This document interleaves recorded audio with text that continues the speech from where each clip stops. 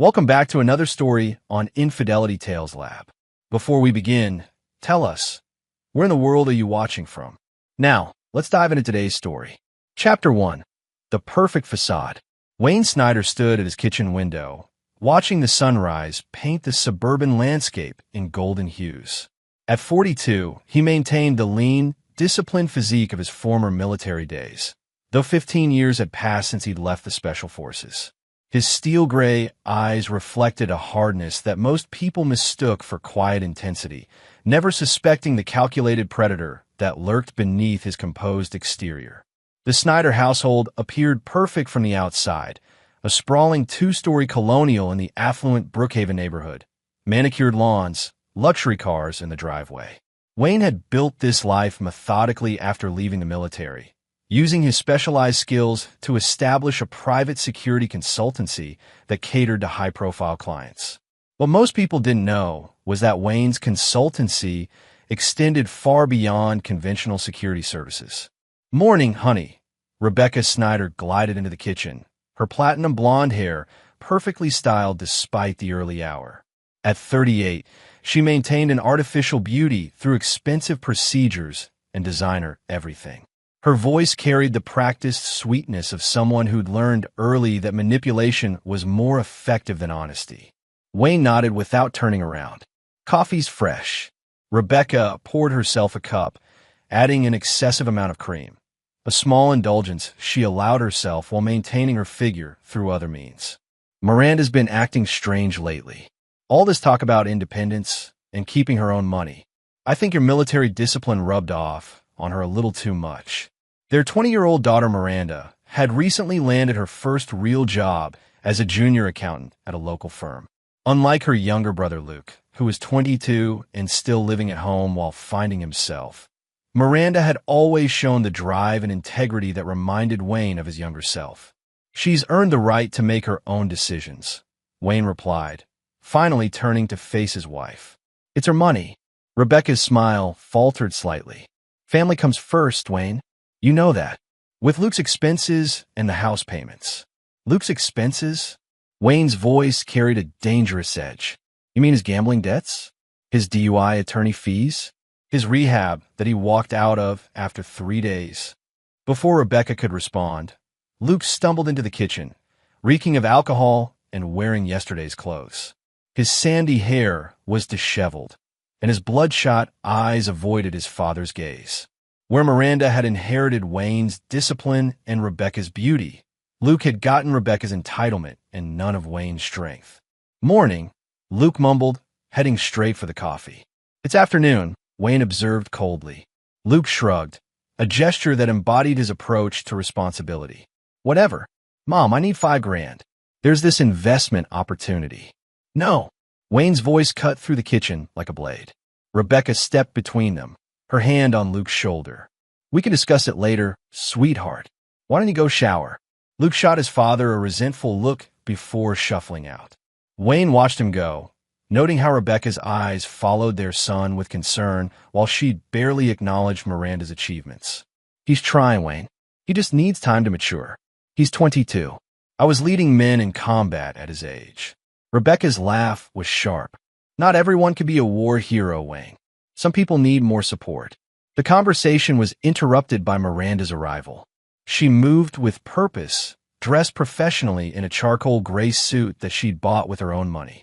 Her dark hair was pulled back severely, and her green eyes, Wayne's eyes, held a determination that made him proud.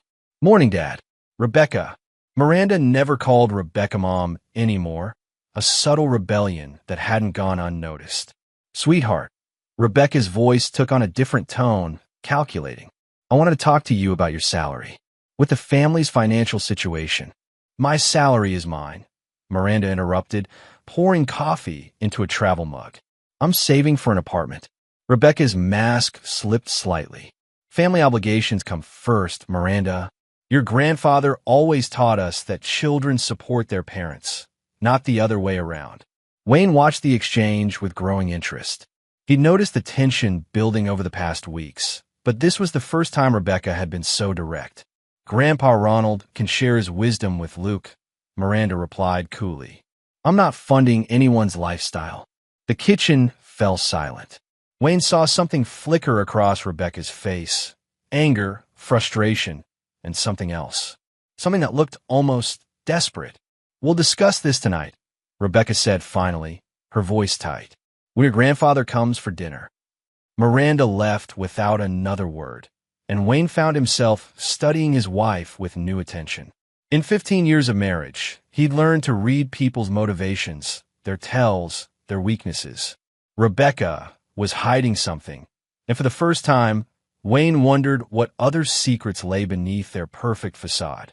As Rebecca busied herself with unnecessary kitchen tasks, Wayne noticed her phone buzzing repeatedly.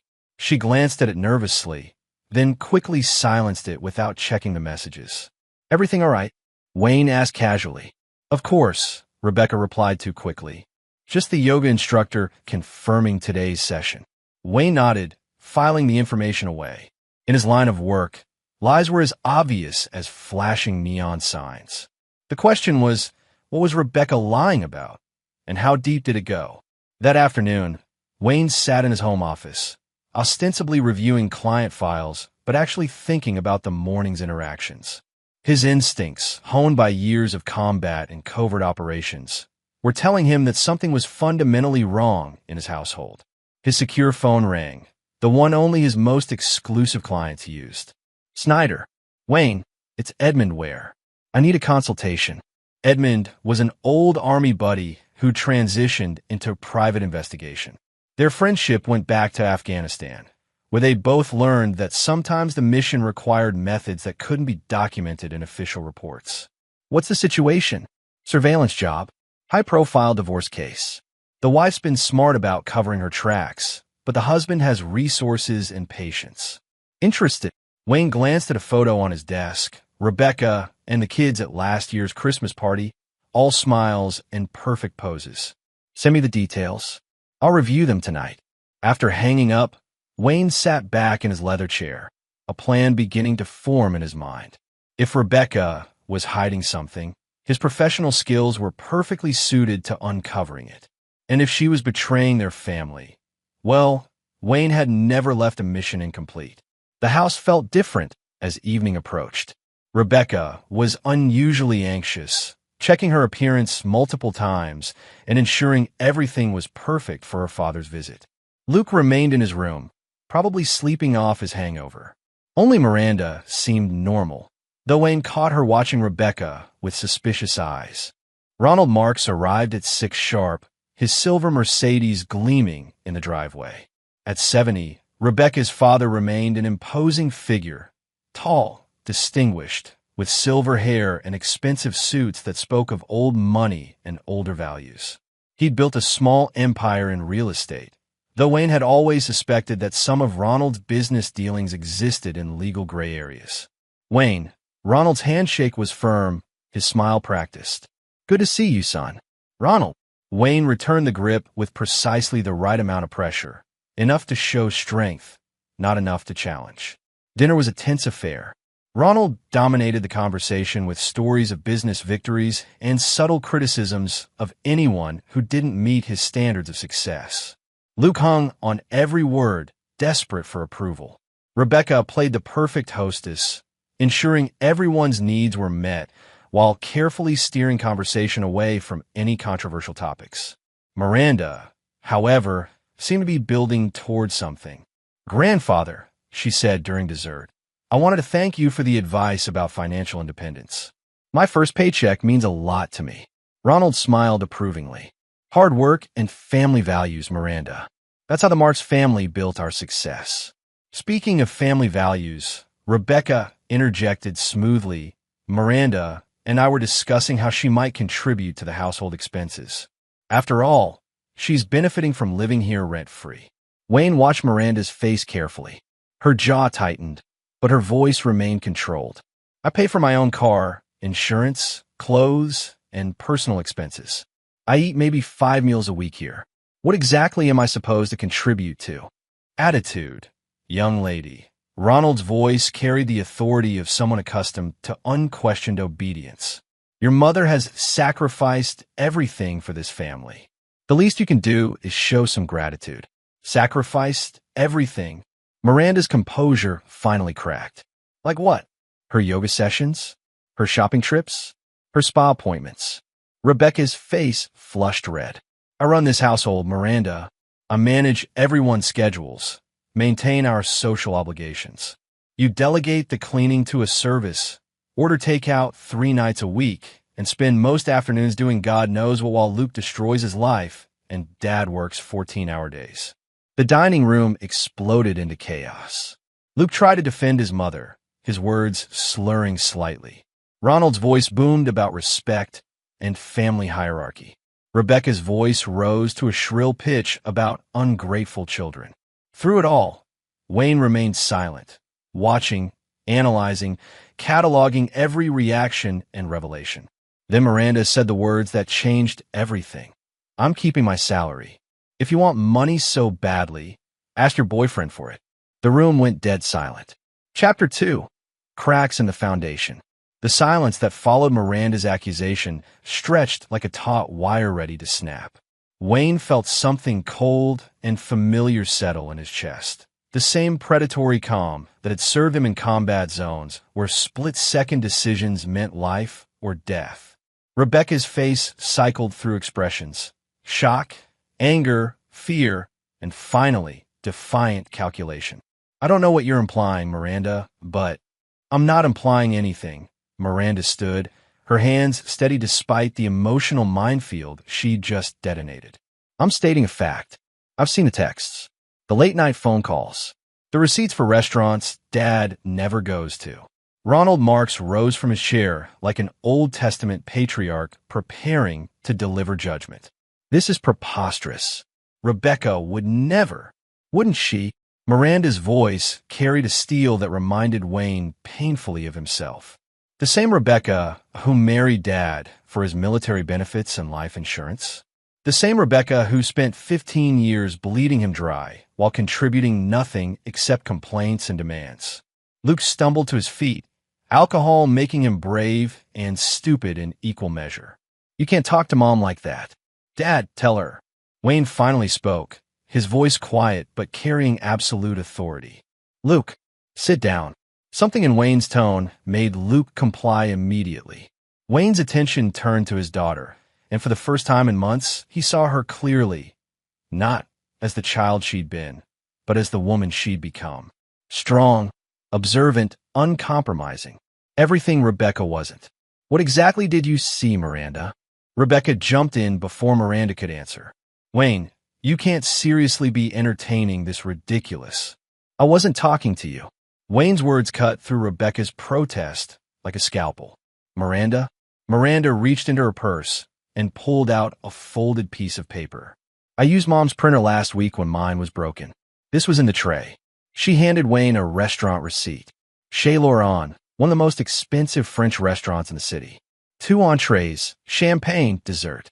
The date was 3 weeks ago, a Tuesday when Wayne had been working late and Rebecca had claimed to be having dinner with her book club.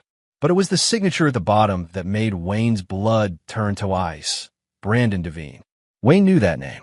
Brandon Devine was a local real estate developer, notorious for his predatory business practices and his appetite for married women. Wayne had actually done background checks on Devine 2 years ago for a client who suspected Devine was sleeping with his wife. The irony wasn't lost on him. One receipt doesn't prove anything, Ronald said, but his voice lacked conviction. Business dinners happen all the time in real estate. What business would Mom have with Brandon Devine? Miranda asked. She doesn't work. She doesn't invest. She doesn't do anything except spend Dad's money and complain about how hard her life is. Rebecca's mask was finally slipping completely. You little bitch. After everything I've done for you. Wayne stood slowly, and the movement commanded instant attention. At 6'2", and possessing the controlled grace of a natural predator, Wayne could dominate a room without saying a word. When he did speak, his voice was conversational, almost friendly. Rebecca, I think you should choose your next words very carefully. Something in Wayne's tone made Rebecca step back. For 15 years, she'd seen him as a provider, a protector, sometimes an obstacle to overcome. But she'd never seen him as what he truly was, a man who'd killed people for his country and would do far worse for his family. I don't know what Brandon Devine is talking about, Rebecca stammered. Maybe he was trying to impress someone by using my name. Mom, Miranda's voice was almost pitying. I followed you last Thursday to the Riverside Hotel. You were there for 3 hours. The admission hung in the air like a death sentence. Wayne felt the last pieces of his marriage crystallizing into something brittle and disposable. You followed me? Rebecca's voice reached a register that suggested genuine panic. I wanted to be wrong, Miranda said simply. I hope you were just, I don't know, having a midlife crisis. Buying expensive clothes or getting secret plastic surgery.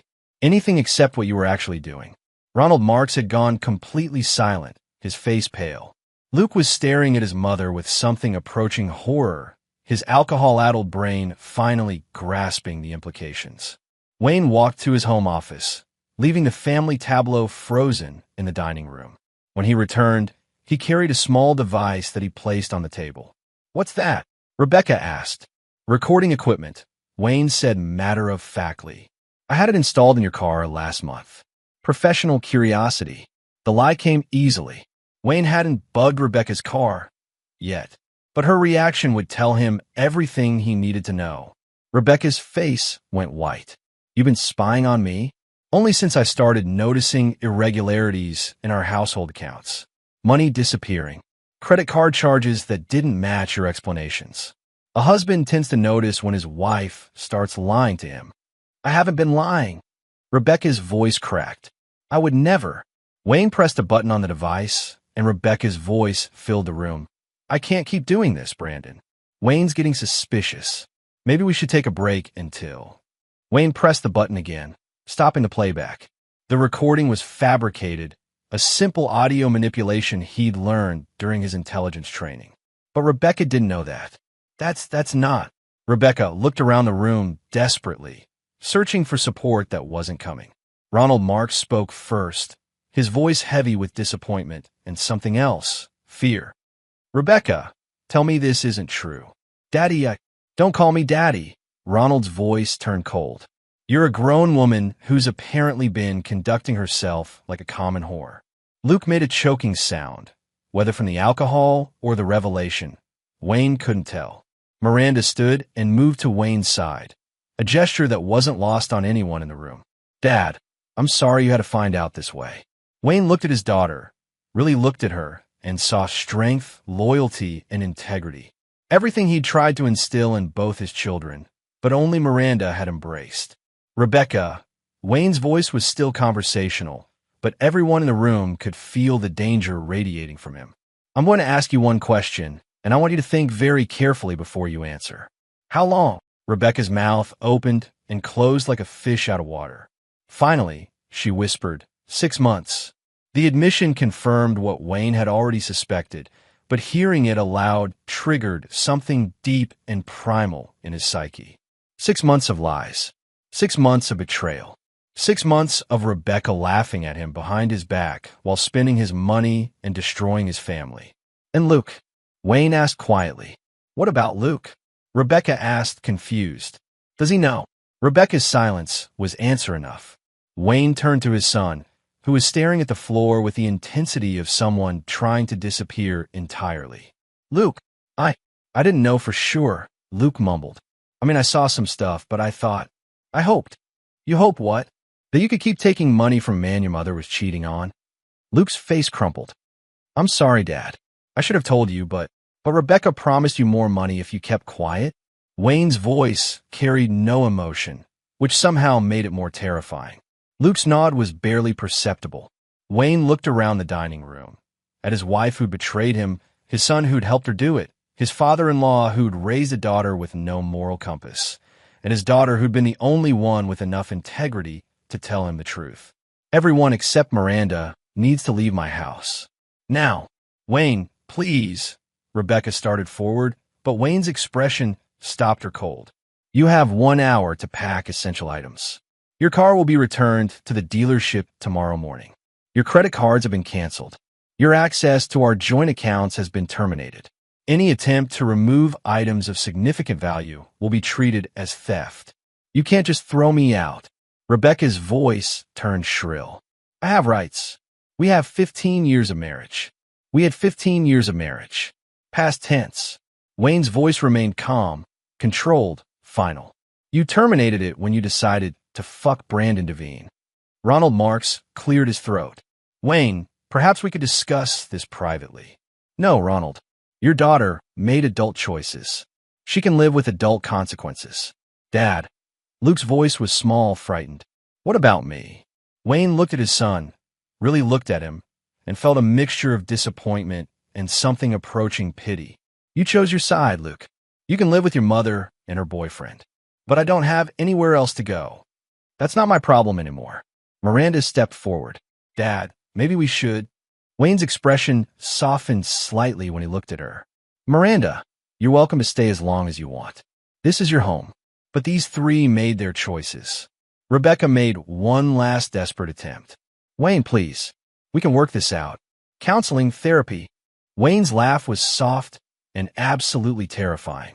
Rebecca, you seem to have forgotten who I am, what I'm capable of. You've made the worst mistake of your life, and you don't even realize it yet. Something in Wayne's tone made everyone in the room understand that this wasn't just about divorce or separation. This was about consequences. The kind of consequences that Wayne Snyder specialized in delivering. As Rebecca, Luke, and Ronald filed out of the dining room to pack, Wayne remained seated at the table, his mind already working through the implications and possibilities.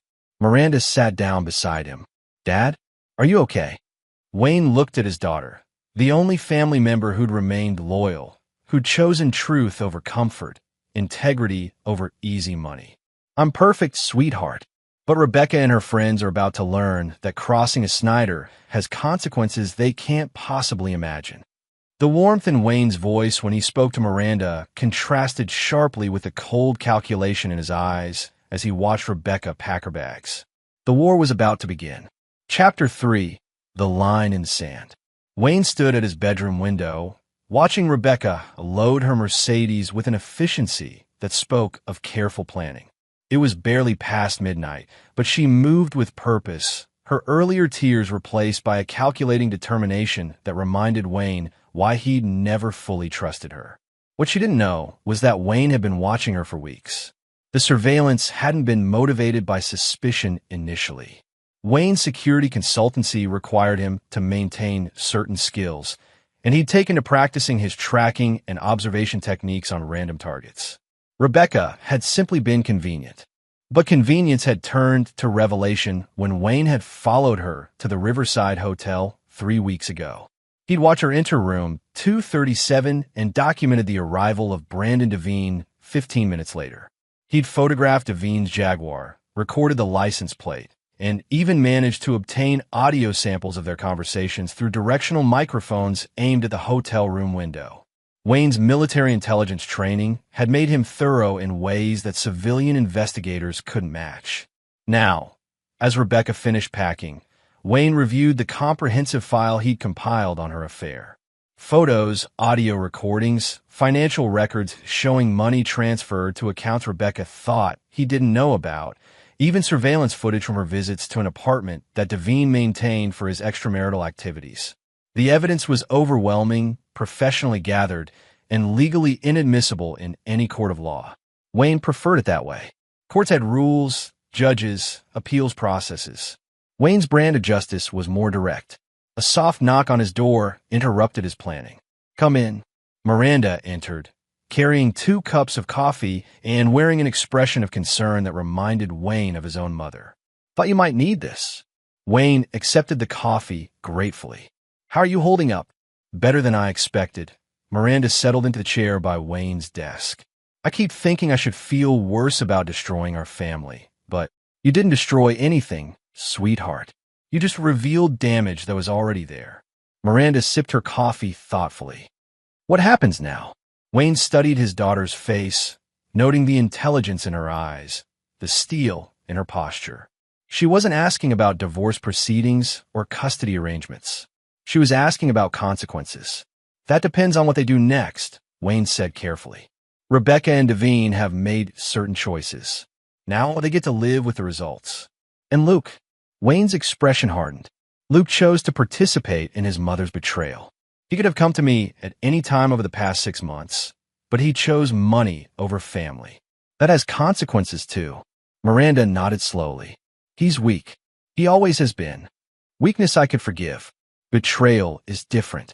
They sat in comfortable silence for several minutes, watching Rebecca make trips to her car. Wayne noted that she was taking more than just personal items, jewelry, artwork, even some of the silver that had been wedding gifts. She's stealing from us, Miranda observed. I know. Wayne's voice carried a note of satisfaction. I'm documenting everything. For the divorce? Among other things. Miranda looked at her father with new understanding. You're not going to let this go, are you? Wayne met his daughter's gaze directly.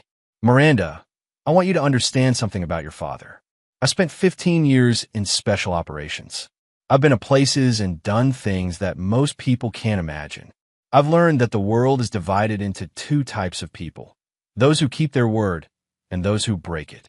He stood and walked to his gun safe, entering the combination with practiced efficiency. Inside, Miranda could see an array of weapons that went far beyond typical home defense needs. Your mother broke her word to me. She broke her word to our family. She involved Luke in her betrayal and tried to manipulate you into funding their lifestyle while she destroyed everything we built together. Wayne selected a pistol from a safe, a Glock 19 that showed signs of extensive use and careful maintenance. People like that don't just stop, Miranda. They don't learn from consequences. They learn from fear. Dad, Miranda's voice carried a note of concern. Wayne turned to face her, the weapon held with casual familiarity. I'm not going to kill anyone, sweetheart. But Rebecca and her friends are going to learn that actions have consequences. Real ones. A car door slammed outside. Rebecca was finished packing. She'll be back, Wayne said confidently. Tonight was just the opening move. Rebecca thinks she can manipulate this situation like she's manipulated everything else in her life. She's wrong. How do you know she'll be back? Wayne smiled, and for the first time since the dinner revelation, the expression reached his eyes. Because I know Rebecca better than she knows herself. She's greedy, entitled, and fundamentally weak. Right now, she's probably planning how to get half of everything I own while keeping Devine as her backup plan. Wayne returned the pistol to the safe and closed it. She's going to try to play victim, claim I'm abusive or threatening. She'll probably file for divorce and demand alimony, child support for Luke, maybe even try to claim she's entitled to part of my business. Can she do that? She can try. But Rebecca has made a crucial mistake. She's assumed that I'm bound by the same rules that constrain normal people. Wayne's voice carried a cold amusement. She's about to learn otherwise. As if summoned by their conversation, Wayne's secure phone rang. The caller ID showed Edmund's number. Wayne, sorry to call so late. Got some interesting information about that surveillance job we discussed. Go ahead. Brandon Devine has some very interesting financial arrangements. The kind that certain federal agencies might find fascinating. Wayne felt a predatory smile spread across his face. How interesting. The kind that could make someone's life very complicated very quickly. Want to discuss it in person? Tomorrow morning. My office. After hanging up, Wayne found Miranda watching him with an expression he couldn't quite read. Dad, what are you planning? Wayne considered his answer carefully. Miranda was no longer a child, and she'd proven her loyalty beyond question. She deserved the truth. Rebecca destroyed our family because she thought I was weak, predictable, someone who would follow conventional rules and legal procedures while she and her boyfriend laughed at me behind my back. Wayne moved to his computer and opened a file labeled Devine, Brandon, Personal. The screen filled with photographs, financial records, and what appeared to be surveillance reports. She was wrong. I've been building a file on Brandon Devine since the day I confirmed their affair. His business practices, his personal habits, his weaknesses, his fears, everything. Miranda leaned forward to look at the screen. How did you get all this? Professional connections, specialized skills, resources that most people don't have access to. Wayne scrolled through the documents. Devine thinks he's untouchable because he has money and political connections. He's about to discover that those things mean nothing when someone with my particular skill set decides to destroy him. And Mom, Wayne's expression grew cold. Rebecca made her choice. She chose money over family, lies over truth, betrayal over loyalty. Now she gets to live with a man who's about to lose everything he owns. What about Luke? Luke is an adult who chose to participate in his mother's betrayal. He'll learn that choices have consequences. Miranda was quiet for a long moment. Finally, she asked, "Do you want me to help?" Wayne looked at his daughter, really looked at her, and saw something that surprised him. Not fear or disapproval, but determination. The same steel that had driven her to confront Rebecca despite knowing the consequences. "Miranda, what I'm planning to do might cross certain legal lines. Are you sure you want to be involved? They tried to steal from me too, Dad. Mom wanted my entire salary to fund their affair while Luke gambled away your money. They treated me like a bank account with legs." Miranda's voice carried a cold anger that reminded Wayne uncomfortably of himself. "Besides, someone has to make sure you don't go too far." Wayne laughed, a genuine sound of pleasure and pride. "In that case, yes, I could use your help. What do you need me to do?" Wayne pulled up another file on his computer. "First, I need you to apply for a restraining order against Luke." "What? Why?" "Because Luke is going to become desperate when Devine's world starts falling apart. Desperate people do stupid things. A restraining order will establish a paper trail showing that we had reason to fear him." Miranda's eyes widened with understanding. "You're creating justification for whatever comes next," Wayne confirmed. "Because when I'm finished with Brandon Devine and the people who helped him destroy my family, they're going to wish they'd never heard the name Snyder." Outside, Rebecca's Mercedes disappeared into the night, carrying her toward a future she couldn't possibly imagine. Wayne watched the taillights fade, then turned back to his planning. The war had officially begun. Chapter 4. The investigation deepens. Wayne's office occupied the entire top floor of a converted warehouse in the industrial district, a location chosen for its privacy rather than prestige. The space reflected its owner's personality, functional, efficient, and equipped with technology that most government agencies would envy. Edmund were arrived at 8 sharp, carrying a briefcase and wearing the grim expression of someone bearing unpleasant news. At 45, Edmund retained the lean build and alert eyes of his military days, though his prematurely gray hair suggested the kind of stress that came with their particular line of work. "Coffee." Wayne gestured toward a machine that looked more suited to a laboratory than an office. "God, yes. I've been up all night putting this together." Wayne prepared 2 cups, while Edmund opened his briefcase and spread documents across the conference table.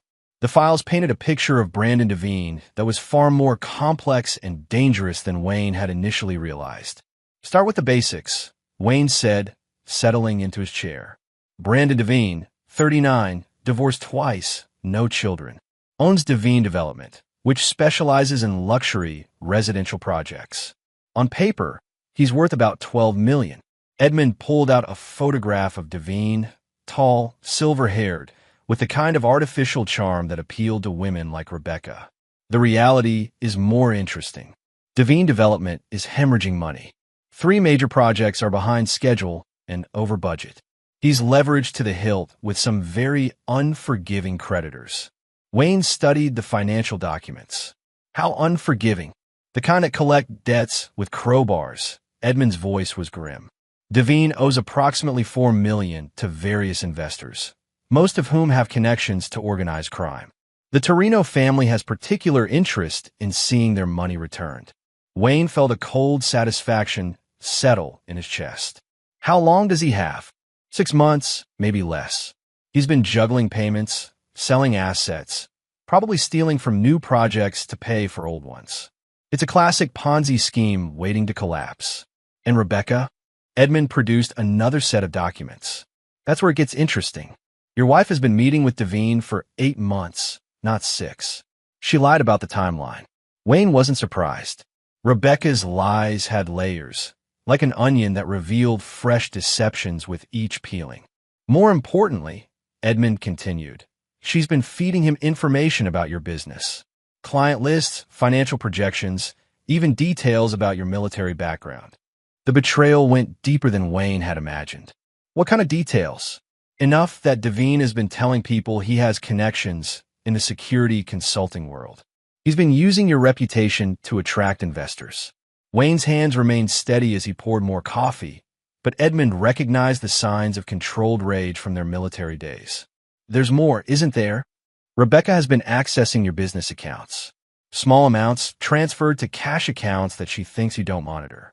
About 40,000 over the past 6 months. I monitor everything. Wayne's voice was conversational, but Edmund heard the promise of violence underneath. I know, which is why I assume you have records of every transaction. Wayne nodded. Rebecca's financial betrayal gave him additional legal leverage, but more importantly, it confirmed that she'd been planning this for far longer than her supposed 6-month affair. What about Luke? Edmund's expression darkened. Your son has been gambling again. High-stakes poker games, sports betting, some online casino sites.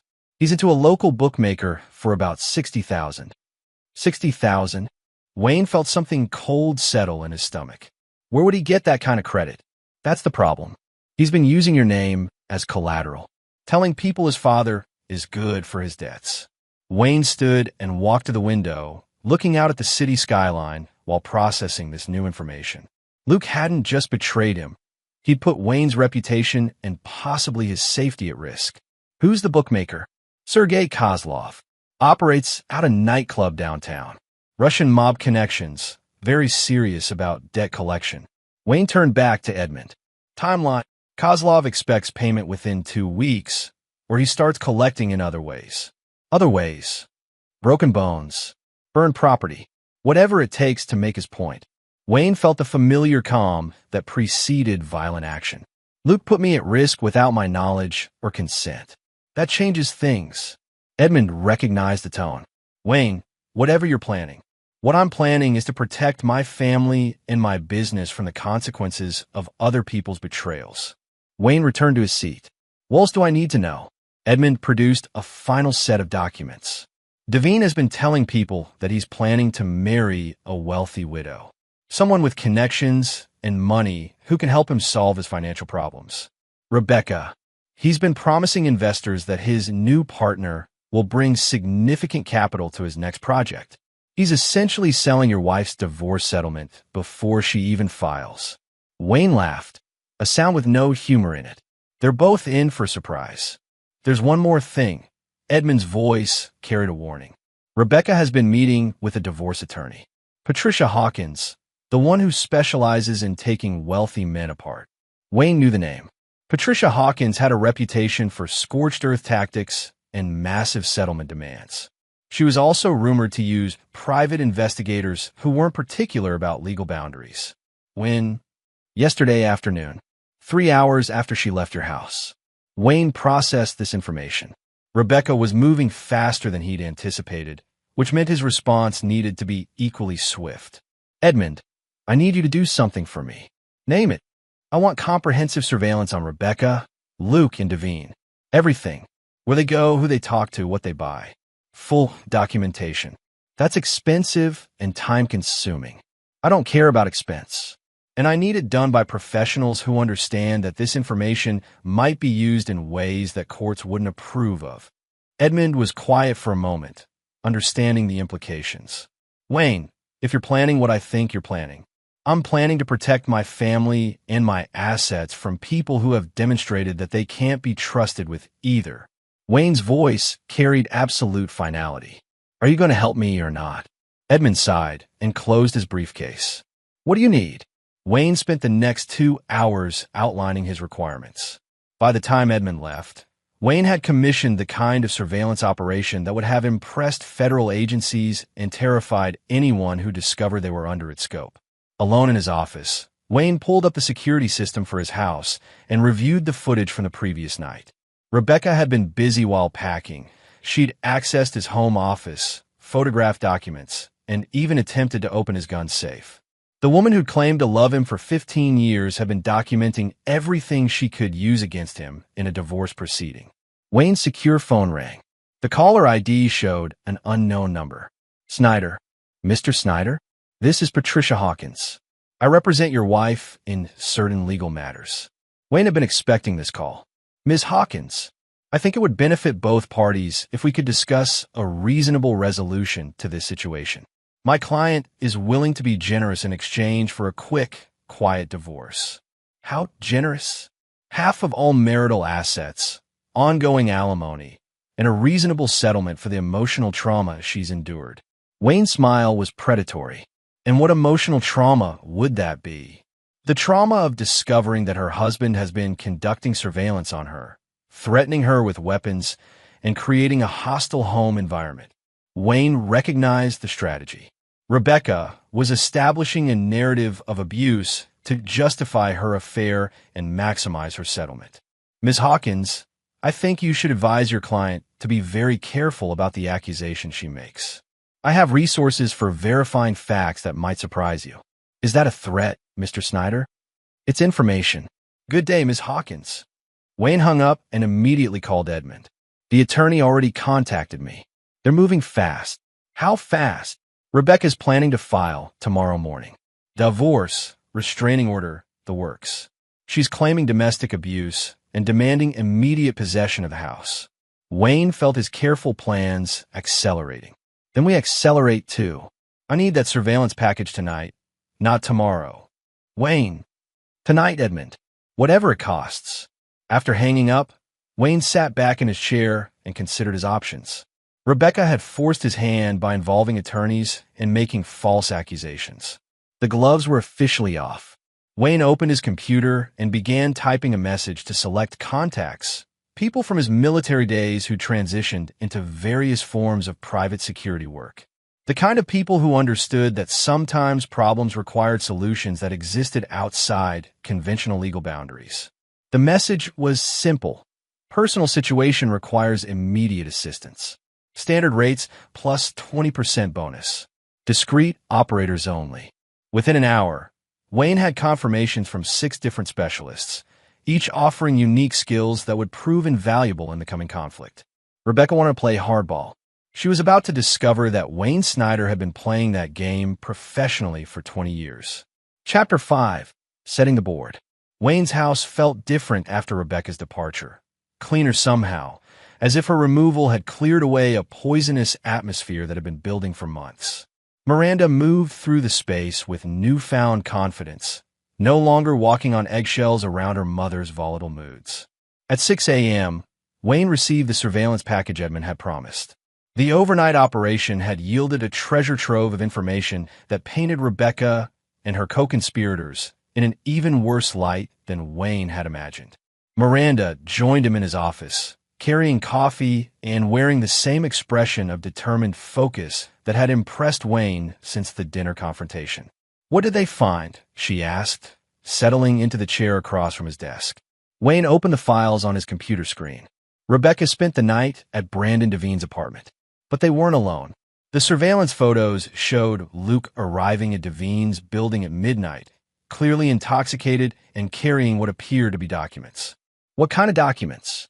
Miranda asked. "From the surveillance footage, it looks like financial records. Probably more information about my business that Rebecca asked him to steal."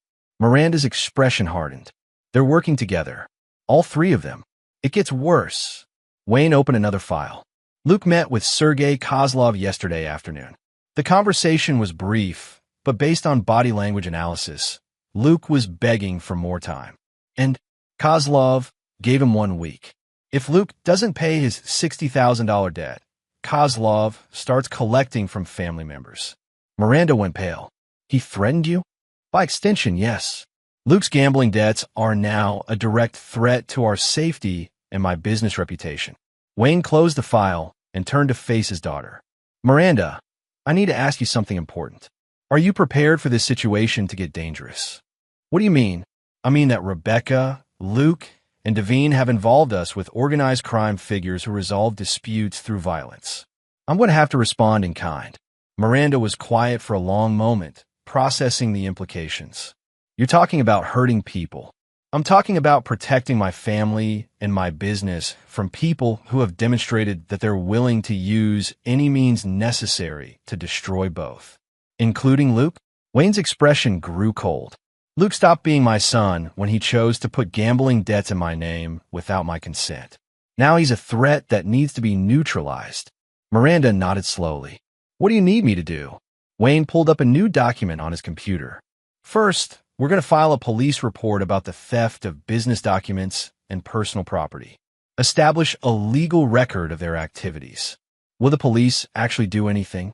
Probably not immediately, but it creates documentation that will be useful later. Wayne printed several forms. We're also going to visit your bank and establish new accounts that Rebecca can access or trace. She's been monitoring my accounts? According to the surveillance, she accessed your bank's online portal yesterday using information she stole from your computer. She's been tracking your salary deposits and spending patterns. Miranda's face flushed with anger. She was planning to steal from me too. Rebecca has been planning a lot of things, but she made a crucial mistake. She assumed I would react like a normal person going through a normal divorce. Wayne stood and walked to his gun safe, removing a small device that looked like a modified smartphone. This is a signal detector. It sweeps for electronic surveillance devices. You think they bugged the house? I think they're desperate enough to try anything. Wayne activated the device and began sweeping the office. Rebecca knows I keep important documents here. If she could monitor our conversations, it would give her a significant advantage in divorce proceedings. The device immediately began beeping near Wayne's desk phone. Wayne examined the device carefully, then smiled with predatory satisfaction. Amateurs. He removed the bug, a cheap commercial device that could be purchased online, and held it up for Miranda to see. They planted this yesterday while we were having dinner. Luke probably did it while we were focused on Rebecca's revelation. So they heard everything we said last night, only what I wanted them to hear. Wayne's smile was cold and calculating. I've been sweeping this room for surveillance devices twice daily since I started suspecting Rebecca. This bug was planted in an obvious location with inferior equipment. Miranda looked confused. I don't understand. It means they know I've been planning something, but they don't know what. They'll be operating from incomplete information while I have comprehensive intelligence on their activities. Wayne destroyed the bug and returned the detector to his safe. Miranda, I need you to understand something. What we're about to do will probably destroy several people's lives. Rebecca, Luke, Devine, possibly others. Are you certain you want to be involved? Miranda's response was immediate and firm. They try to destroy our lives first. I'm with you. Wayne felt a surge of pride and something approaching affection for his daughter. She'd inherited his steel spine and moral clarity, traits that Rebecca and Luke entirely lacked. In that case, we have work to do. The next several hours were spent implementing the first phase of Wayne's plan. They visited 3 different banks, establishing accounts in Miranda's name that utilized sophisticated privacy protections Wayne had learned during his military service. They filed police reports documenting the theft of business documents and personal property. They met with Wayne's attorney to discuss asset protection strategies that assumed a hostile divorce proceeding. Throughout the day, Wayne's phone buzzed with updates from his surveillance team. Rebecca was meeting with her divorce attorney again. Luke was attempting to pawn items stolen from Wayne's house. Devine was in frantic meetings with creditors who were becoming increasingly impatient. By afternoon, Wayne was ready to implement the next phase of his plan. Where are we going? Miranda asked as Wayne pulled his truck out of their driveway. To introduce ourselves to Sergei Kozlov. Miranda's eyes widened. The man Luke owes money to. The man Luke owes money to in my name, Wayne corrected. I think it's time we had a conversation about that debt. The Midnight Blue nightclub occupied a converted warehouse in the industrial district, its exterior deliberately unremarkable to avoid attracting unwanted attention. Wayne parked across the street and spent several minutes studying the building's entrances, security cameras, and the types of vehicles in the parking lot. Stay in the truck, Wayne instructed. If anything goes wrong, drive away immediately. What could go wrong? Wayne checked the pistol concealed under his jacket. Kozlov might not appreciate my approach to debt resolution. Wayne walked across the street with the confident stride of someone accustomed to entering dangerous situations. The 2 security guards at the entrance were large, professional, and clearly armed. They watched Wayne approach with the alert attention of people who'd seen violence and weren't intimidated by the possibility. "Club doesn't open until 9, one of them said as Wayne reached the door. "I'm here to see Sergey about a business matter." "You got an appointment?" Wayne pulled out his military identification card. Not the civilian version, but the one that identified him as a former Special Forces operator with classified clearances. "Tell Sergey that Wayne Snyder is here about Luke Snyder's debt. Tell him I'm here to discuss a payment plan." The guard examined the identification with evident surprise, then spoke quietly into a radio. After a brief conversation, he stepped aside. "Third floor. Mr. Kozlov is expecting you." Wayne entered the club, noting the layout, security positions, and potential exit routes with the automatic assessment of someone trained for combat operations. The building had been modified extensively, with reinforced doors, surveillance equipment, and the kind of defensive preparations that suggested its owner took security seriously. Sergei Kozlov's office occupied the entire third floor, accessed by a private elevator that required a key card. Wayne was escorted by 2 additional security personnel who were polite but clearly prepared for trouble. Kozlov himself was not what Wayne expected.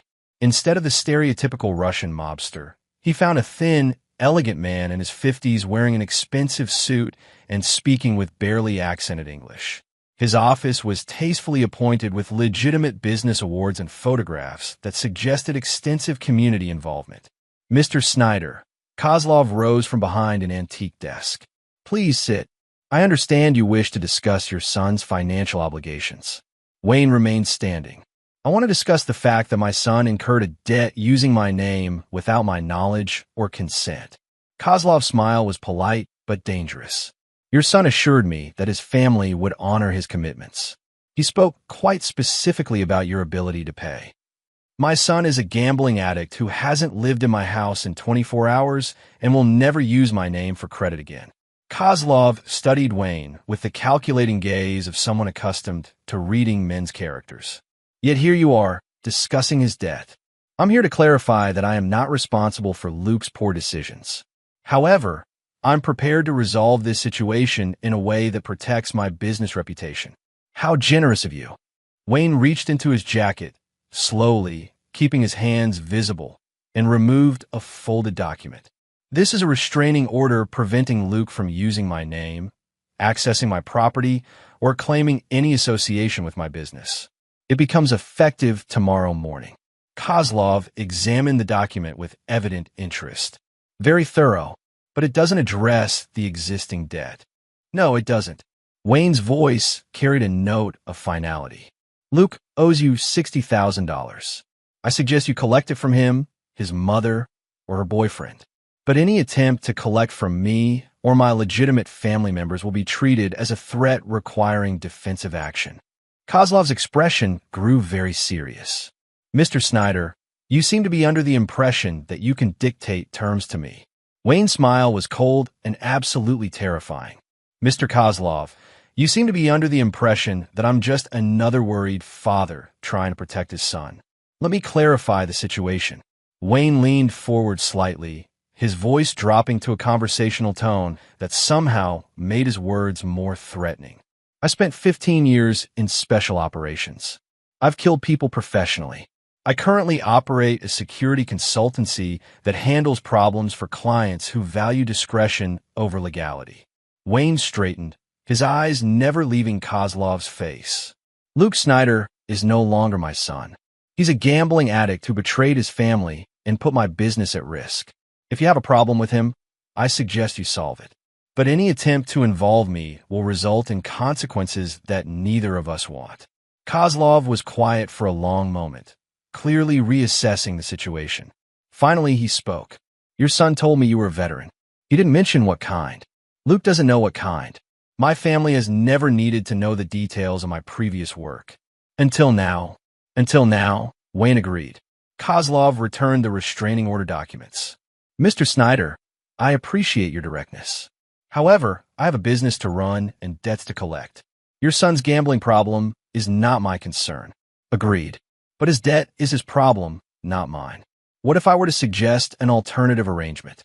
Wayne's expression sharpened. "What kind of arrangement?" Your son has been telling people that his family has connections, resources. Perhaps we could discuss a business relationship that would be mutually beneficial. Wayne recognized the offer for what it was, an opportunity to involve his security consultancy in Kozlov's less legitimate business activities. I don't work with people who threaten my family, and I don't waste time on people who can't pay their debts. Kozlov's smile was sharp. However, I do respect professional competence. Consider this.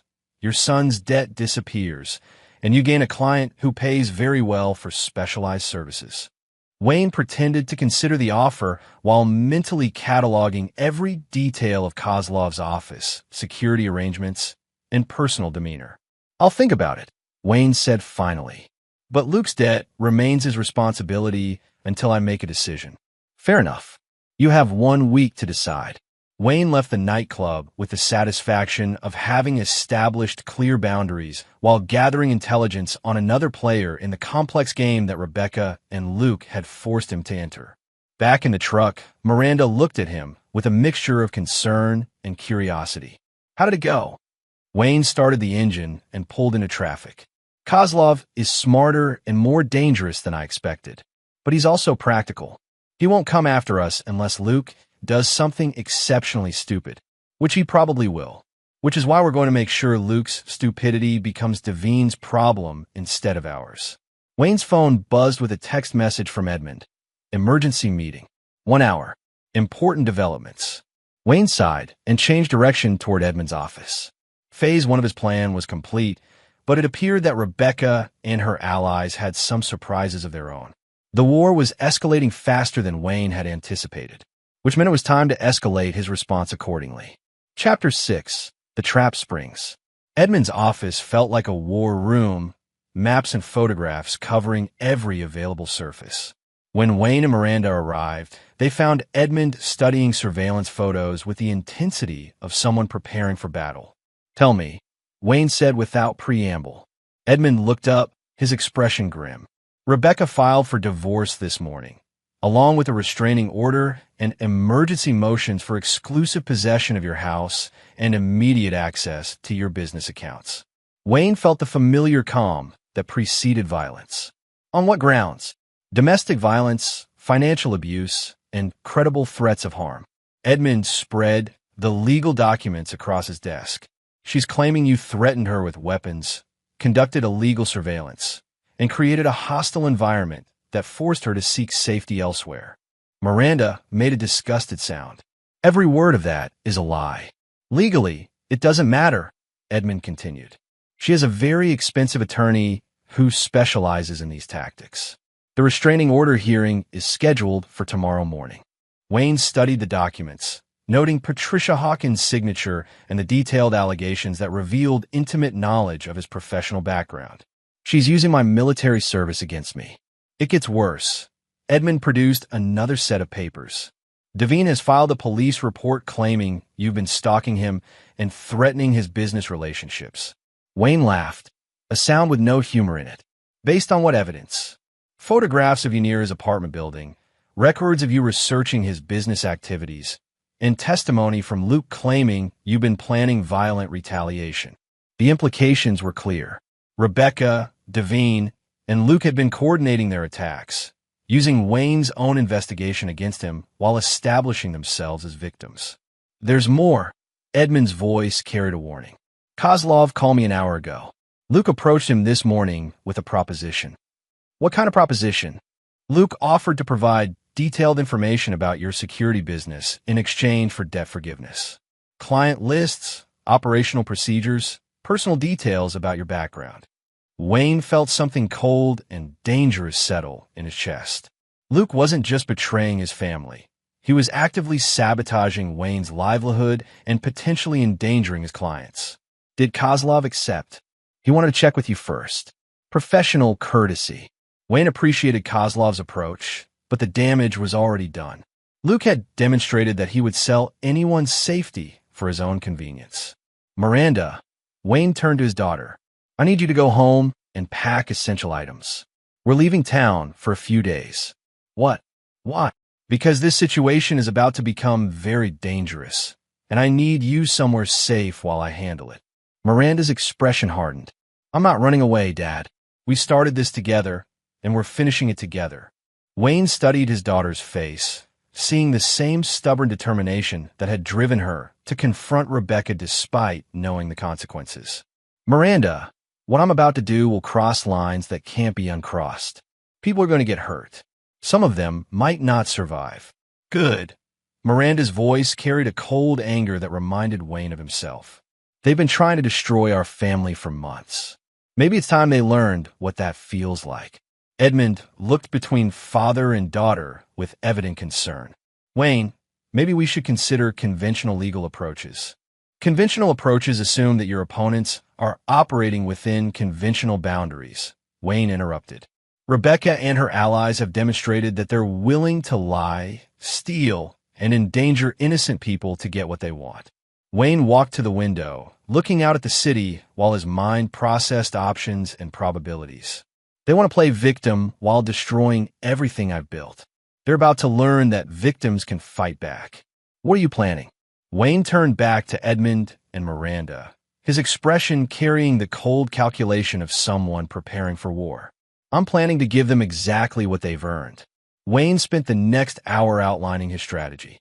By the time he finished, both Edmund and Miranda understood that the conflict had moved far beyond divorce proceedings or family disputes. "This is going to destroy all of them," Edmund said quietly. "That's the point," Wayne replied. "Rebecca wanted to take half of everything I own while sleeping with another man. Luke wanted to sell my name and reputation to cover his gambling debts. Devine wanted to use my family's destruction to solve his financial problems." Wayne gathered the surveillance photos and legal documents. "They're going to get exactly what they asked for, just not in the way they expected." The first phase of Wayne's response began at sunset. While Rebecca, Luke, and Devine celebrated what they believed was their legal victory, Wayne implemented the trap he'd been preparing since discovering their betrayal. The beauty of Wayne's plan lay in its simplicity. Instead of fighting Rebecca's allegations in court, he was going to make them come true. At 9 p.m., Wayne parked across the street from Brandon Devine's apartment building. This time, he made no effort to conceal his presence. He wanted to be seen, photographed, documented. When Devine's security cameras recorded Wayne's arrival, Wayne smiled and waved at the lenses. Edmund's voice crackled through Wayne's earpiece. "You sure about this?" "Absolutely," Wayne replied. "Time to give them something real to complain about." Wayne entered the building through the service entrance, his lock-picking skills making short work of the inadequate security. The building surveillance system was more sophisticated than expected, but Wayne had prepared for that contingency. The devices he planted throughout the building were not surveillance equipment. There was something much more interesting. By midnight, Wayne had visited 4 locations: Devine's apartment building, Rebecca's hotel, Luke's favorite gambling establishment, and Patricia Hawkins' law office. At each location, he left subtle calling cards that would be discovered over the next few days. "Phase 1 complete," Wayne reported as he returned to his truck. "I still think this is insane." Edmund's voice carried deep concern. "Sanity is overrated," Wayne replied. "Besides, they started this war. I'm just finishing it." The next morning brought the restraining order hearing that Rebecca had requested. Wayne arrived early, dressed in his best suit and carrying a briefcase that suggested legal preparedness. Patricia Hawkins had clearly expected Wayne to appear frightened or defensive. Instead, she found herself facing a man who radiated calm confidence and seemed genuinely pleased to be there. "Your Honor," Hawkins addressed the judge, "my client fears for her safety. Mr. Snyder has been conducting surveillance, making threats, and displaying weapons in a clear pattern of intimidation." Judge Martinez, a stern woman in her 50s, reviewed the filing with evident skepticism. "Mr. Snyder, how do you respond to these allegations?" Wayne stood with military precision. "Your Honor, I categorically deny threatening my wife or anyone else. However, I have been investigating financial irregularities that suggest my wife has been stealing from our joint accounts to fund an extramarital affair." Wayne opened his briefcase and produced documents that made Patricia Hawkins' face go pale. These are bank records showing systematic theft totaling approximately $40,000, transferred to accounts controlled by Brandon Devine. There are also records of my wife accessing confidential business information and passing it to unauthorized parties. Judge Martinez examined the documents with growing interest. Ms. Hawkins, was your client aware that she might be facing criminal charges for theft and industrial espionage? Hawkins fumbled for a response while Rebecca sat in stunned silence. Wayne's financial documentation was comprehensive, professionally prepared, and absolutely damning. Furthermore, Your Honor, Wayne continued, I have evidence that my son has been incurring gambling debts using my name as collateral, potentially exposing my family to criminal retaliation. Wayne produced additional documents, including the restraining order he'd filed against Luke and recorded conversations between Luke and Sergei Kozlov. Mr. Snyder, Judge Martinez's voice carried new respect. These are serious allegations. Have you filed criminal complaints? Yes, Your Honor. The FBI is investigating the industrial espionage charges, and local police are handling the identity theft. Both statements were lies, but they would be true by the end of the day. Wayne had contacts in both agencies who owed him favors from his military service. Judge Martinez turned to Patricia Hawkins. Ms. Hawkins, in light of these revelations, do you wish to modify your client's requests? Hawkins whispered frantically with Rebecca before responding.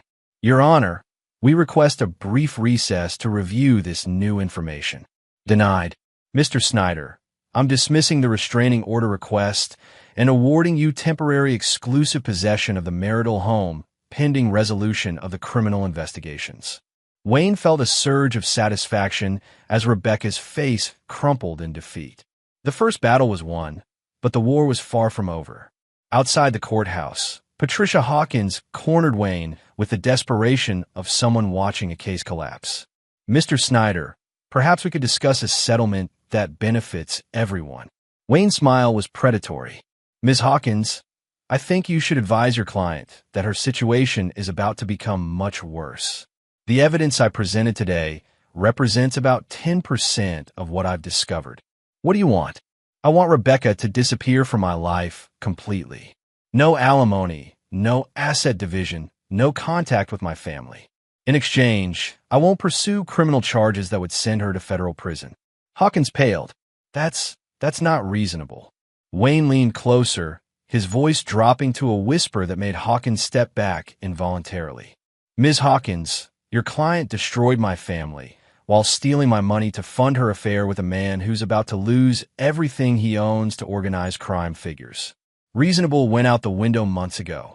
Wayne straightened and walked away, leaving Hawkins staring after him with the expression of someone who'd just realized she was severely outmatched. The day's victories were satisfying, but Wayne knew they were just the beginning. Rebecca, Luke, and Devine would regroup, probably become more desperate, and certainly more dangerous, which was exactly what Wayne wanted. Desperate people made stupid mistakes, and Wayne specialized in exploiting stupidity. By evening, Wayne had received confirmation that the devices he'd planted the previous night were beginning to have their intended effect. Devine's building had been evacuated due to a gas leak that would take weeks to repair. Rebecca's hotel had discovered structural issues that required immediate relocation of all guests. Luke's gambling establishment had been raided by federal agents investigating financial irregularities. The campaign of chaos was proceeding exactly as planned. They're going to know it was you, Miranda observed as they reviewed the day's developments. Of course they will, Wayne replied. But they won't be able to prove it, and more importantly, they won't be able to stop it. Wayne's phone buzzed with a text from an unknown number. We need to talk. BD. Wayne showed the message to Miranda, who read it with evident satisfaction. Brandon Devine wants to negotiate. Everyone wants to negotiate when they start losing, Wayne observed. The question is whether they have anything left to offer. Wayne typed a reply. Tomorrow, 8 p.m., Riverside Park. Come alone. The response was immediate. Agreed. Wayne smiled as he pocketed his phone. Tomorrow night, he would face Brandon Devine directly and settle the score once and for all.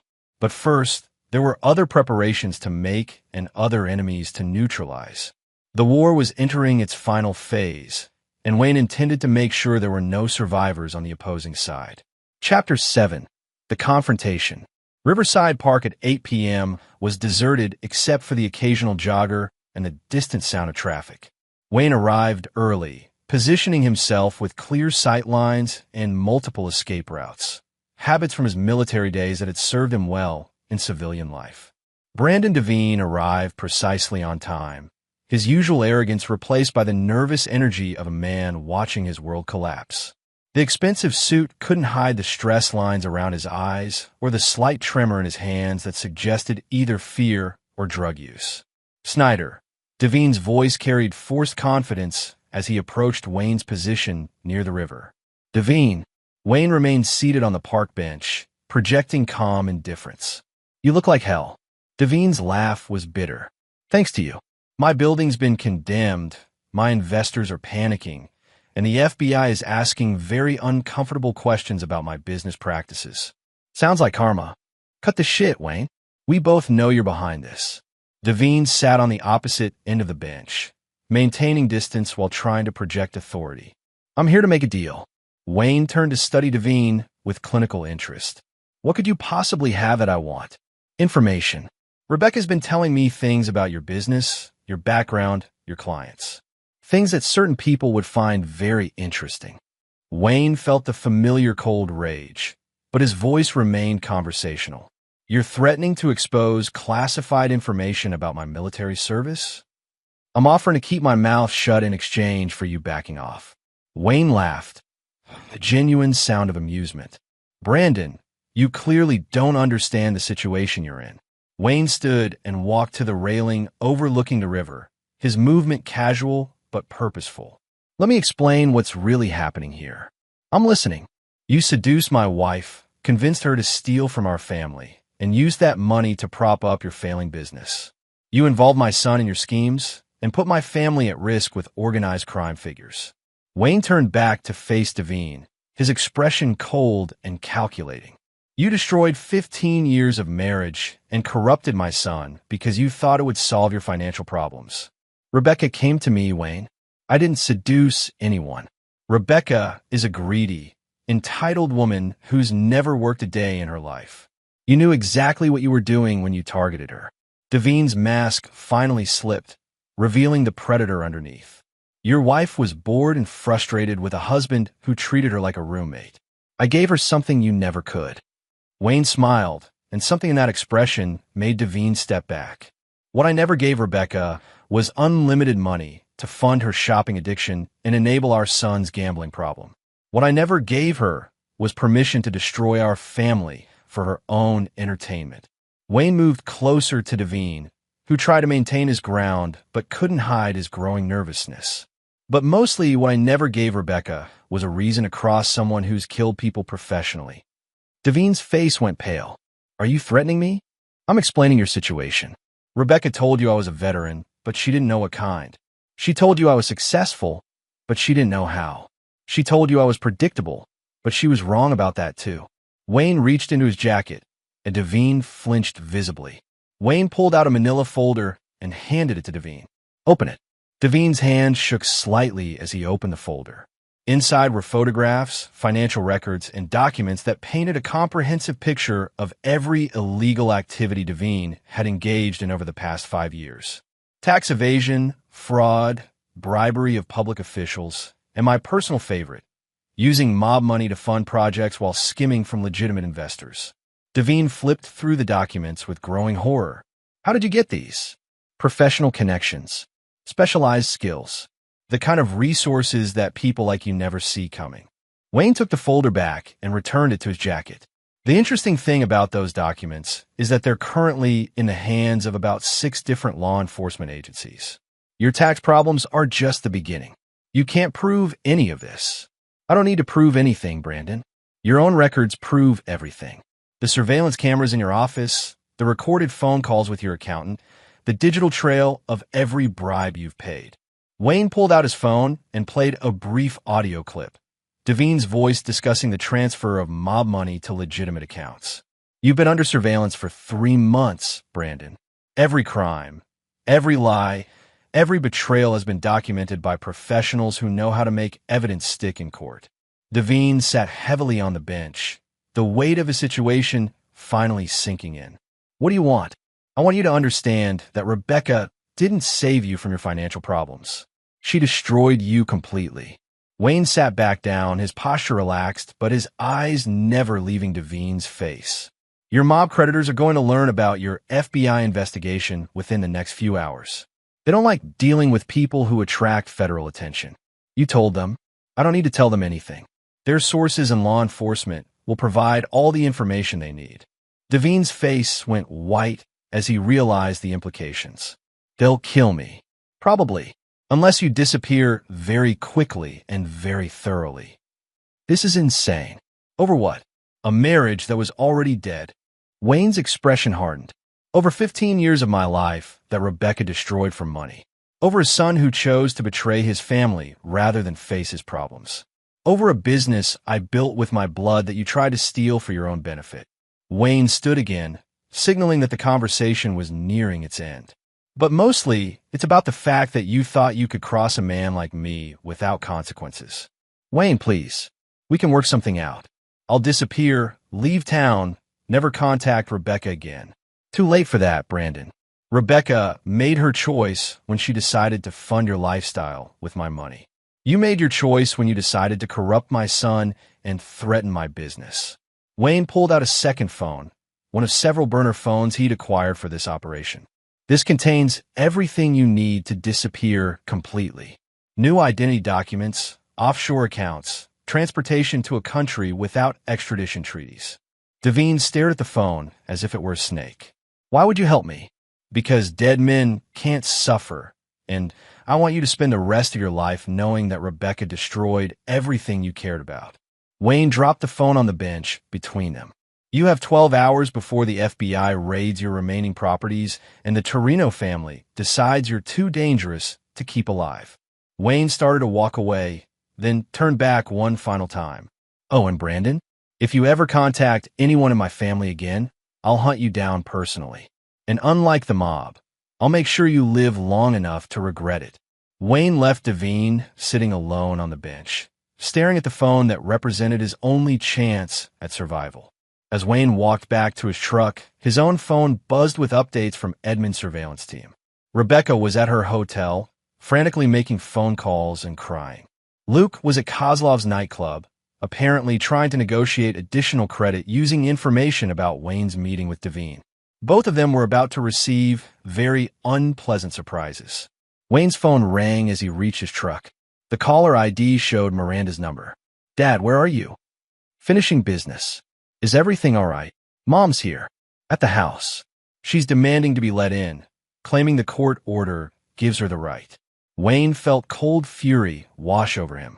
Where exactly is she? Front door. She has Luke with her, and they're both acting strange. Desperate. Wayne started his truck and pulled into traffic, driving faster than safety recommended. Miranda, I want you to go to my office and lock the door. Don't open it for anyone except me. What about Mom and Luke? They're about to learn that some doors, once closed, can never be opened again. Wayne's meeting with Devine had been a professional necessity, but Rebecca and Luke coming to his house was personal. They'd crossed the final line by threatening Miranda's safety. As Wayne drove home, he made a series of phone calls to contacts whose services he'd never expected to need in civilian life. By the time he reached his driveway, the final pieces of his plan were in motion.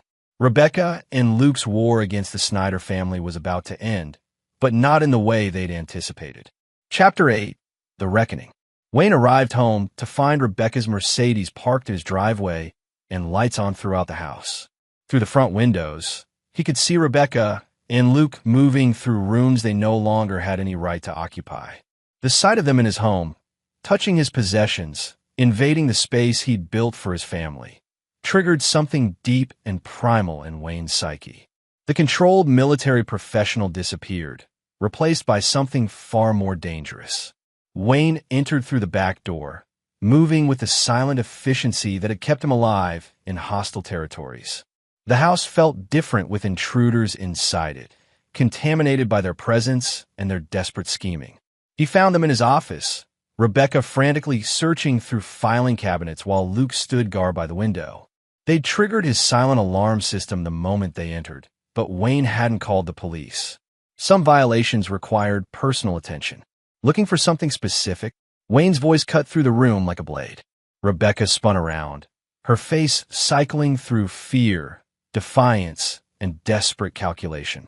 Luke stumbled backward, knocking over a lamp in his panic. Wayne, Rebecca's voice carried forced brightness. I was just collecting some personal items. Breaking and entering is what you were doing. Wayne stepped into the room, noting the scattered papers and open drawers that revealed the true scope of their search, along with attempted theft and violation of a court order. Luke tried to edge toward the door, but Wayne's gaze pinned him in place. Going somewhere, Luke? Dad, I can explain. Explain what? How you've been selling information about my business to cover your gambling debts. How you've been helping your mother steal from our family accounts. How you just tried to flee the scene of a crime. Luke's face crumpled with the realization that Wayne knew everything. I didn't have a choice. There's always a choice, Luke. You chose money over family. You chose betrayal over loyalty. You chose to become an enemy of your own father. Rebecca stepped between them, her voice taking on the manipulative tone that had worked for 15 years. Wayne, we're still a family. We can work through this. We stopped being a family the moment you decided to fuck Brandon Devine in a hotel room while stealing my money to pay for it. Rebecca flinched at the crude language, but her mask of victimhood remained in place. I made mistakes, but that doesn't mean... Mistakes? Wayne's laugh was cold and terrible. Rebecca, you systematically destroyed 15 years of marriage while corrupting our son and endangering our daughter. Those weren't mistakes. They were choices. Wayne moved to his desk and opened a secure drawer, removing a thick folder that made both Rebecca and Luke step back nervously. Would you like to see the evidence I've compiled? The photographs of your hotel meetings? The financial records showing every dollar you stole? The recordings of Luke selling my business information to pay gambling debts? Wayne spread photographs across his desk, images of Rebecca and Devine embracing, Luke meeting with Kozlov, financial documents showing the systematic theft from Wayne's accounts. This is comprehensive documentation of your betrayal, compiled by professionals who know how to make evidence admissible in criminal court. Rebecca's defiance finally cracked. What do you want, Wayne? I want you both out of my house and out of my life. Permanently. And if we refuse? Wayne's smile was predatory. Then you'll discover what happens when people cross someone with my particular skill set. Luke found his voice, though it shook with fear. You can't threaten us, Dad. We have rights. Rights? Wayne turned his full attention to his son, and Luke visibly wilted under the scrutiny. Luke, you forfeited your rights when you chose to become a criminal. You're no longer my son. You're a threat to my family that needs to be neutralized. Wayne opened another drawer and removed a handgun, checking the magazine with practiced efficiency. Wayne, you can't be serious. Rebecca's voice rose to a near shriek. You wouldn't actually, wouldn't I? Wayne's voice was conversational, which somehow made it more terrifying. Rebecca, I've killed people for my country. I've eliminated threats to national security. Do you really think I'd hesitate to protect my family from domestic enemies? The room fell silent except for the sound of Luke's labored breathing and Rebecca's muffled sobbing. However, Wayne continued, I'm prepared to offer you both a choice. What kind of choice? Rebecca asked through her tears. Wayne returned the weapon to his drawer, but left it visible. You can disappear quietly, or you can be disappeared. The outcome is the same, but the method depends on your level of cooperation. You're insane, Luke whispered. I'm practical, Wayne corrected. You've both proven that you can't be trusted with freedom or proximity to my family. That problem needs to be solved. Wayne's phone buzzed with a text message. He glanced at it and smiled with genuine pleasure. Excellent timing. Brandon Devine just boarded a flight to Singapore using the documents I provided. He chose the smart option. Rebecca's face went white. Brandon left? Permanently. He's never coming back, and if he's smart, he'll never contact you again. The implications sank in slowly. Rebecca had lost her lover, her marriage, her financial security, and now faced criminal charges with no one to help her. You destroyed everything, she whispered. I returned the favor, Wayne replied coldly. Luke stepped forward, desperation making him stupid. Dad, please. I'll do anything. Luke, the time for negotiation ended when you brought organized crime into my life without my consent. Wayne pulled out his phone and showed them both a text message thread. Sergei Kozlov has been very understanding about your debt situation. He's agreed to accept alternative forms of payment. Luke's eyes widened with horror as he read the messages. What kind of alternative payment? The kind that involves you working off your debt through service commitments. Kozlov has several business ventures that require reliable labor. The euphemism wasn't lost on Luke. Kozlov was offering indentured servitude as an alternative to violence. You sold me to the Russian mob? Luke's voice cracked. You sold yourself, Luke. I just negotiated better terms than you would have gotten on your own. Wayne closed his phone and returned his attention to Rebecca. As for you, Rebecca, your situation is more complex. Brandon is gone, so you have no financial support. I'm keeping everything we built together, so you have no assets. Your theft of business documents has attracted federal attention, so you have legal problems that won't disappear. Rebecca looked around the room desperately, searching for any avenue of escape or negotiation. Wayne, please. I'll sign any papers you want. I'll disappear. I'll never contact you or Miranda again. Too late for that, Rebecca. You had months to make better choices. Now you get to live with the consequences of the choices you made. Wayne opened his secure drawer again and removed a different set of documents. These are 3 options for your immediate future. Option 1. You can accept voluntary commitment to a psychiatric facility that specializes in treating people with adjustment disorders. The program lasts 18 months and includes complete isolation from outside contact. Rebecca stared at the documents with growing horror. Option 2. You can relocate to a very small town in Montana where you'll work in a service position that provides basic housing and subsistence wages. No credit cards, no bank accounts, no contact with your previous life. That's not legal. Option 3, Wayne continued as if she hadn't spoken, involves accepting full responsibility for your actions and facing the criminal charges without any help from me. Wayne leaned back in his chair, studying both of them with the detached interest of someone observing laboratory specimens. Those are your choices.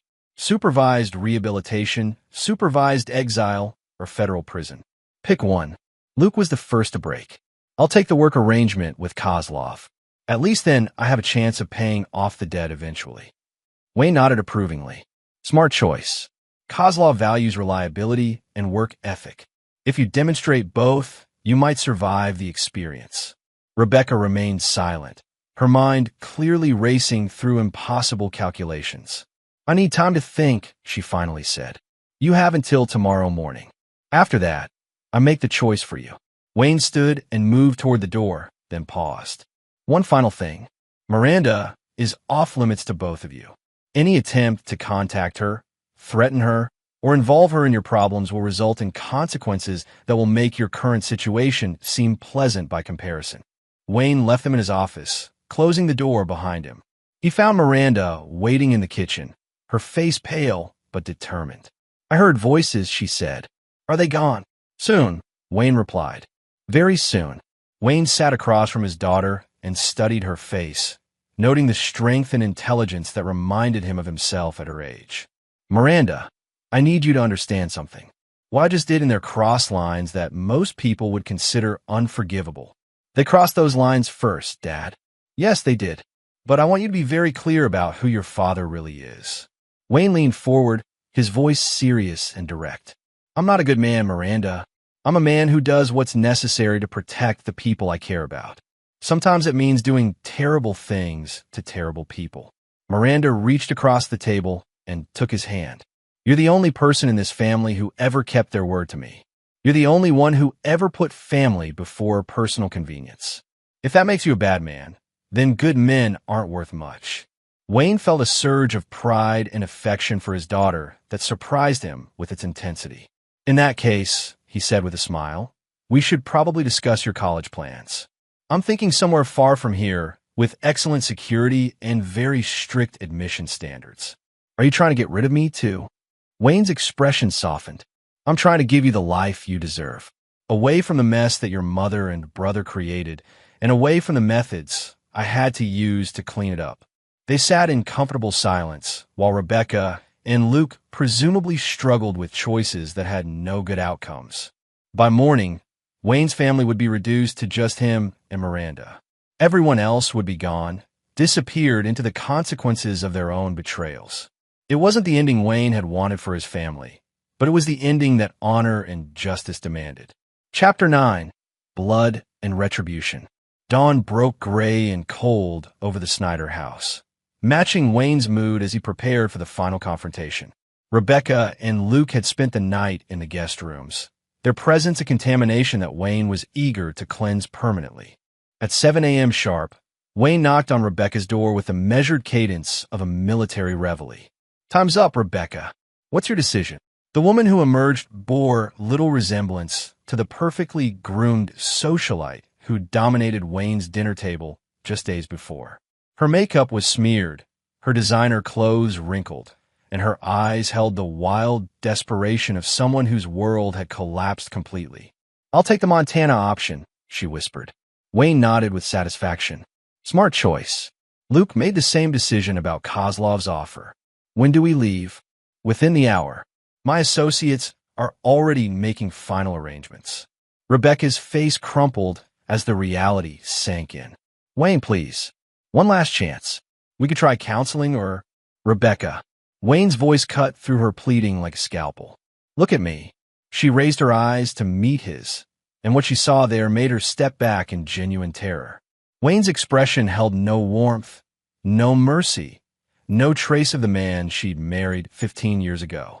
"You destroyed our marriage, corrupted our son, endangered our daughter, and stole money to fund your affair with a man who's fled the country to escape federal prosecution." Wayne stepped closer, his voice dropping to a whisper that carried absolute finality. "There is no counseling for what you've done.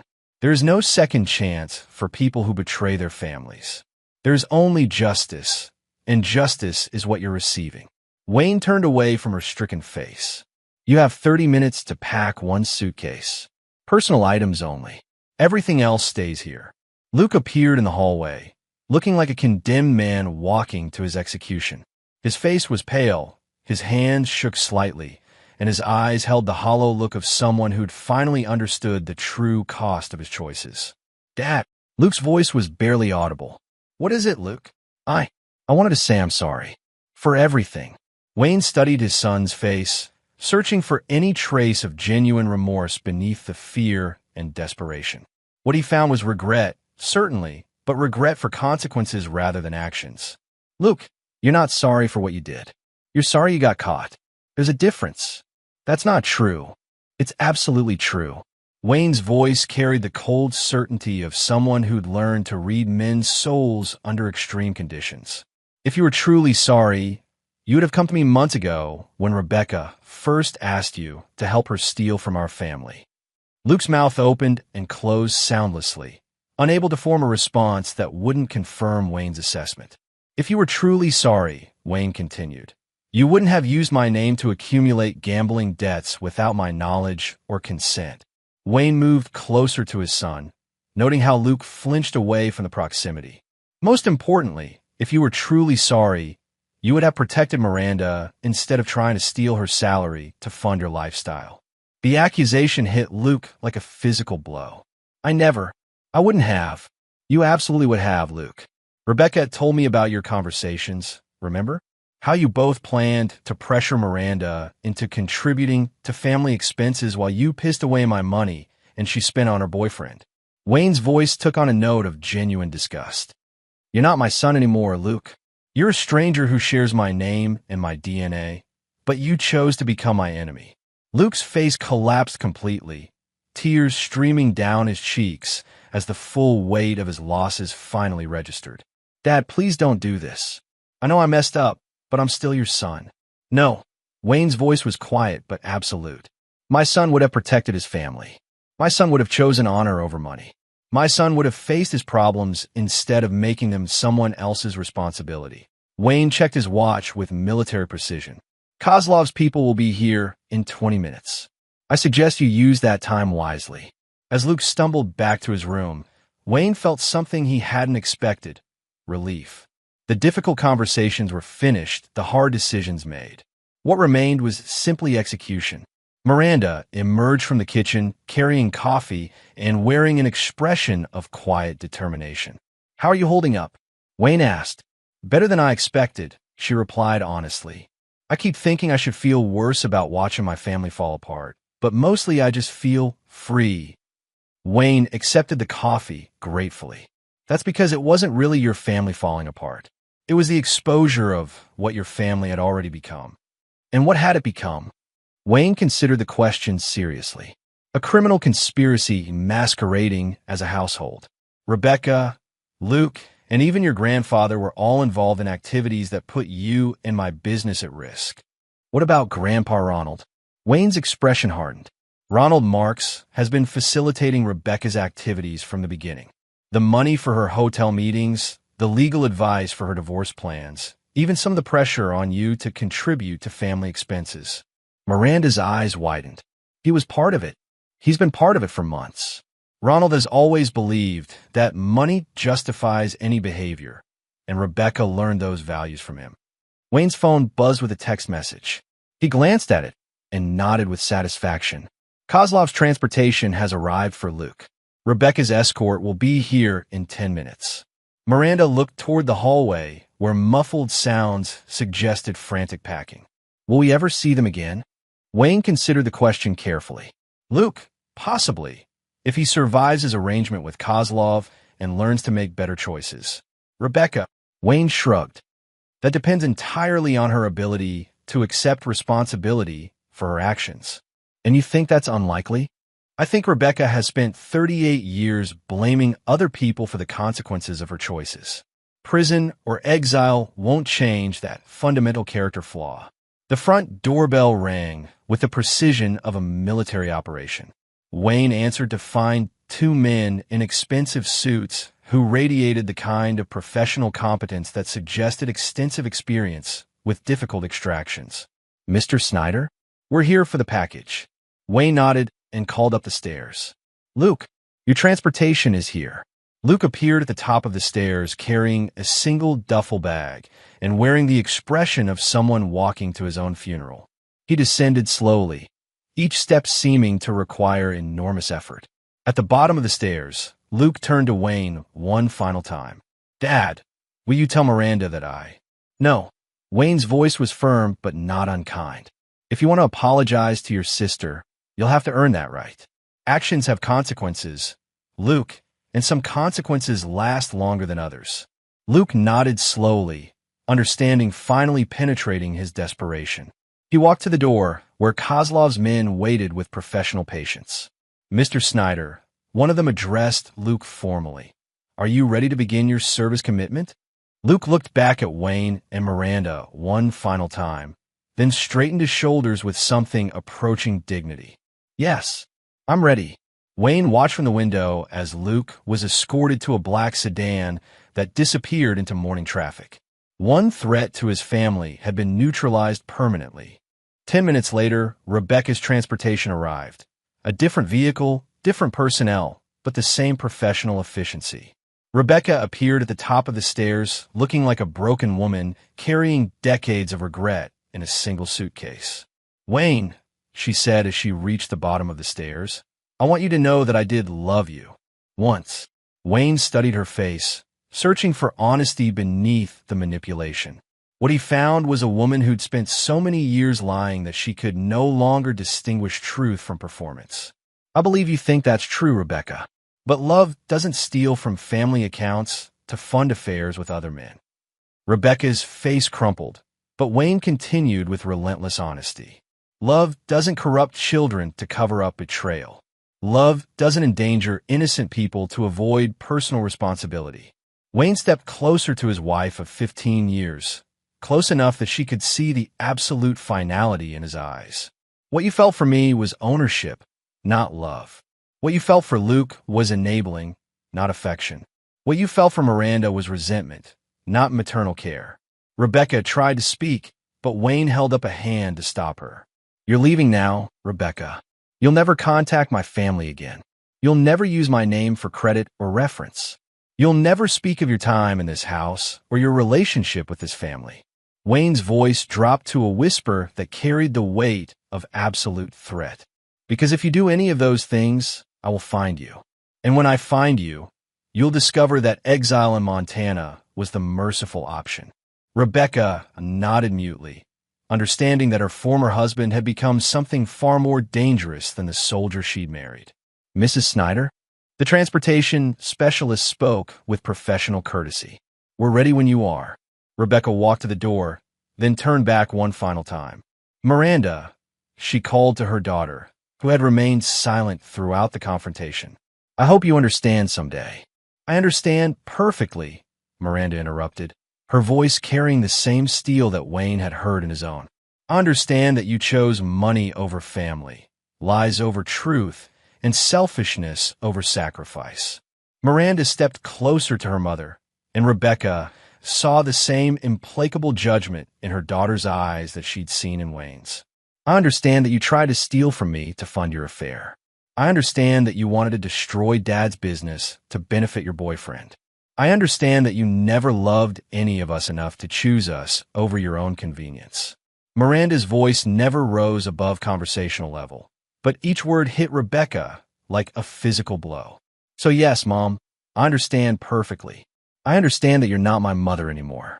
You're just a woman who used to live in our house." Rebecca staggered as if struck, finally comprehending that she'd lost her daughter as completely as she'd lost her husband. "Miranda, please." "Goodbye, Rebecca." The use of her first name instead of Mom was the final nail in the coffin of their relationship. Rebecca walked through the door and into a future that held no trace of the family she destroyed.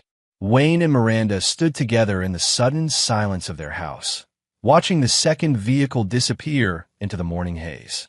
"Is it over?" Miranda asked. Wayne considered the question carefully. "The immediate threats are neutralized. Rebecca and Luke are gone permanently. Devine has fled the country.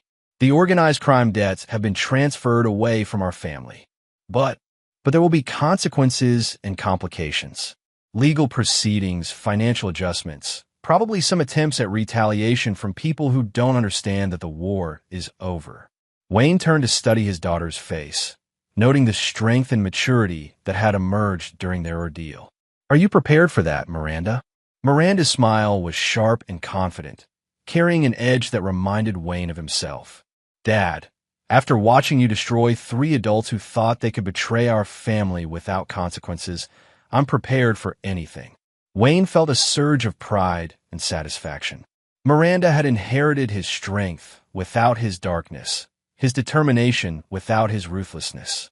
She would survive and thrive in ways that Rebecca and Luke never could. "In that case," Wayne said with the first genuine smile he'd felt in months, "let's discuss your college plans.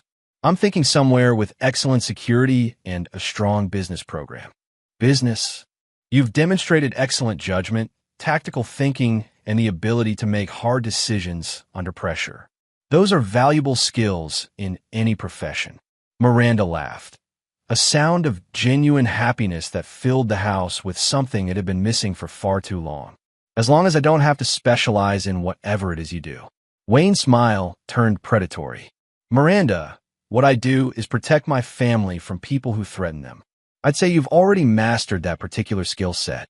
As they walked back into their house now, free of contamination and betrayal, Wayne felt the satisfaction of a mission completed successfully. Rebecca, Luke, and Devine had learned that crossing a Snyder carried consequences they could never have imagined. They'd chosen betrayal over loyalty, lies over truth, and selfishness over family. Now, they would live with those choices for the rest of their lives. Wayne and Miranda, meanwhile, would build something better from the ashes of what had been destroyed. Something honest, strong, and worthy of the Snyder name. The war was over. Wayne had won, and his enemies would never threaten his family again. The end. In the months that followed, Luke would learn that Kozlov's service commitment involved legitimate but demanding work in construction and logistics. He would eventually pay off his debts and rebuild his life, though he would never again contact his father or sister. Rebecca would discover that rural Montana offered few opportunities for the lifestyle she'd grown accustomed to. She would eventually accept responsibility for her actions, though by then it would be too late to repair the relationships she destroyed. Brandon Devine would spend the rest of his life looking over his shoulder in Singapore, knowing that Wayne Snyder's reach extended far beyond American borders. Miranda would graduate summa cum laude from Harvard Business School and eventually take over her father's security consultancy, proving that honor and strength were hereditary traits in the Snyder family. And Wayne would never again make the mistake of trusting someone who hadn't earned that trust through their actions rather than their words. Some lessons, once learned, are never forgotten. And there you have it. Another story comes to an end. What did you think? I'd love to hear your thoughts in the comments below. If you enjoy this story, consider joining our community by subscribing. It means the world to us. For more stories like this one, check out the recommended videos on screen. And I'll see you there.